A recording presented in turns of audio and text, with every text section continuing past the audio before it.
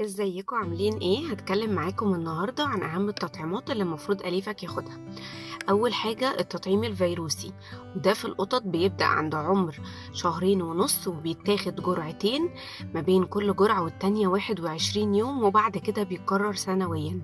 ومع آخر تطعيم أو عند عمر 3 شهور بناخد تطعيم السعار وبرضه بيتكرر سنويا. أما بالنسبة للكلاب فبيبدأ من عمر 45 يوم وبيتاخد 3 جرعات بين كل جرعة والتانية 21 يوم، وبعد كده بيتكرر سنويا. وبرضه عند عمر ال3 شهور بياخد تطعيم السعار وبيتكرر كل سنة. بالنسبة لتطعيم الديدان فهو بيتاخد من عمر أسبوعين سواء في القطط أو في الكلاب، لأن ده ممكن الديدان تتنقل من الأم للجراوي أو الكيتنز. فبتتاخد من عمر أسبوعين، وبعد كده بعد أسبوعين جرعة تنشيطية، بعد كده بتكون كل شهرين جرعة وقائية. والحشرات بتكون كل شهر. شكرا ليك دكتور.